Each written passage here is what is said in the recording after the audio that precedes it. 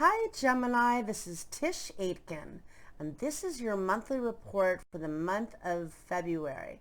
We ended last year on a really different note than we began 2020. In the beginning of 2020, we had the legendary Saturn-Pluto conjunction in Capricorn that brought down many structures in our lives. And at the end of last year, Saturn, which is the planet of karma and accountability, entered the sign of Aquarius on December 17th, and Jupiter, which is the planet of expansion and abundance, entered Aquarius on December 19th, and the two met up for a new 20-year cycle on the winter solstice at 0 degrees and 29 minutes of the fixed air sign of Aquarius, ushering in the real age of Aquarius. Saturn and Jupiter meet up every 20 years, and they bring a new vision. Saturn is the structure, Jupiter is the vision. What do you want to manifest and structure in your life? For you, these two planets are transiting in your house of belief systems, teaching and learning and travel and empirical experience. And as a Gemini, it's very exciting. You're a perennial student and you love to learn.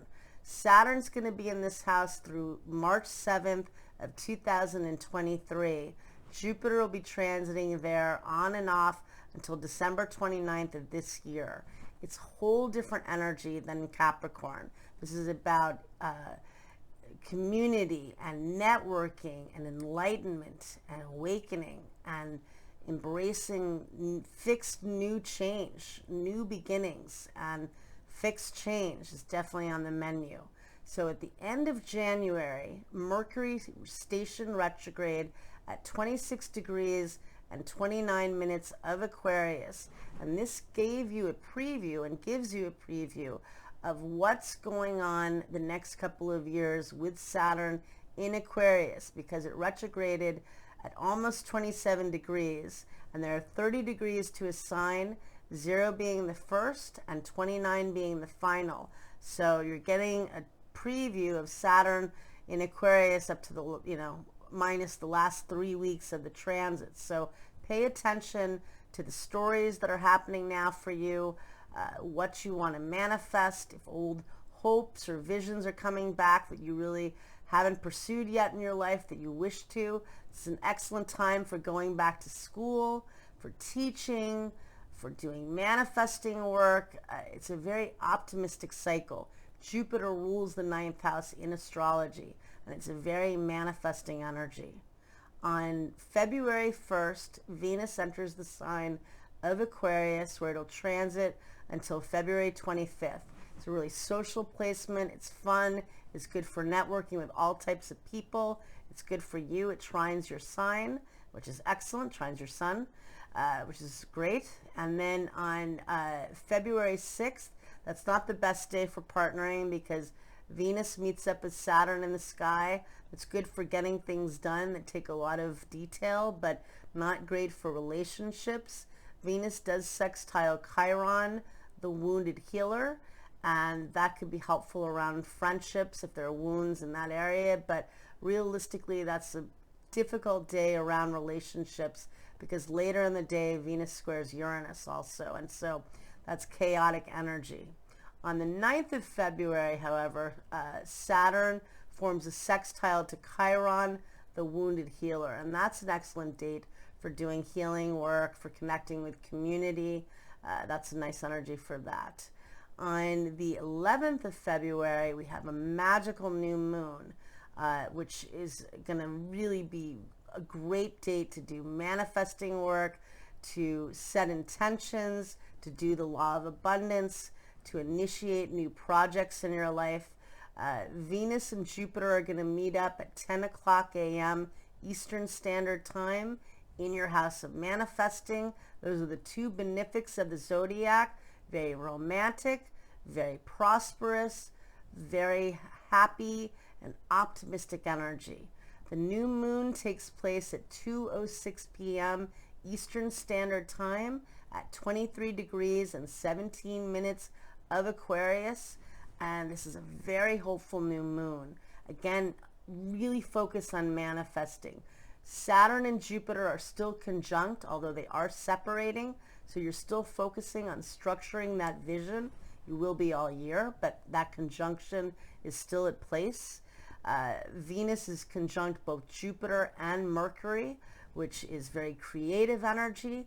Mercury is conjunct this new moon, which is very helpful for setting intentions through our words, our thoughts, our written communication, anything you want to do, chanting, singing, get it out there, manifest. Excellent new moon. Excellent for relationships, excellent for money, really hopeful new moon. On the 12th or 13th of February, depending on where you live, Venus is meeting up with Mercury, which is very kind and creative energy. And that takes place at 11:48 p.m. Pacific Standard Time on February 12th and at 2:48 a.m. Eastern Standard Time on February 13th. Really nice and creative energy. Mars is in Taurus, and it also forms a sextile to Neptune, which is creative energy as well. So really tap into that date. On the 14th of February, on Valentine's Day, Mercury and Jupiter are conjunct, which is also really hopeful energy and good for relationships, good for optimistic communication.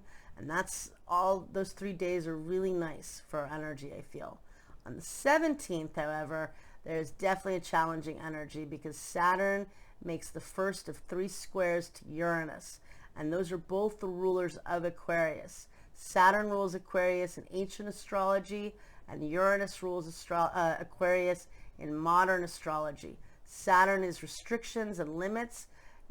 Uranus is freedom and chaos. So they do not work well together, and that can induce a lot of strife and growing pains in this Aquarian journey that we're all on. So recognize that fact. On the 18th of February, the Sun enters the sign of Pisces in your house of career, where it'll be transiting until March 21st, and the Sun shines there, so that bodes well for professional matters. On the 20th of February, Mercury stations direct at 11 degrees and 1 minute of Aquarius in your house of learning and teaching and promoting and publicity. So that's helpful in moving ahead. On the 25th of February, Venus enters the sign of Pisces, where it'll be for a few weeks in your house of career, and that's excellent for partnering with others and excellent for sales and marketing and coming across well to the public. On February 26th, Jupiter in Aquarius trines the North Node in your sign. Excellent for networking, for promotion, fated opportunities coming into your lap. Really nice energy. On the 27th of February, we have a full moon that takes place at 3:17 a.m. Eastern Standard Time at 8 degrees and 57 minutes of the mutable Earth sign of Virgo. And this falls in your house of home and family and emotional foundation. And that's going to be tricky.